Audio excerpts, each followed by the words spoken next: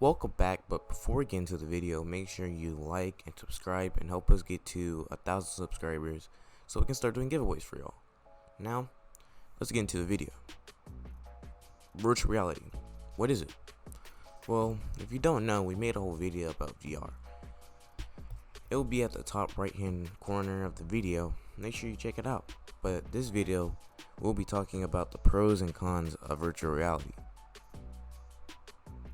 The first pro of virtual reality is it has one of the best experiences in the world because of the various games that you can pick from and things you can do in VR.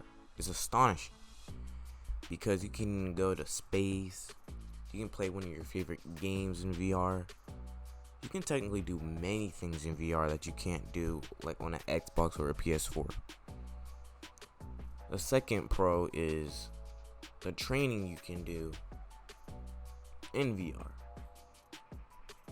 Imagine if you're trying to be a pilot when you grow up, you can do flight simulator or flight simulators and get better with the flight simulator inside the comfort of your own home without going outside, signing up for a program while they're teaching you how to fly an aircraft or airplane. You just need to do it from your house. One con of virtual reality is the addiction of VR. VR creates a whole new world,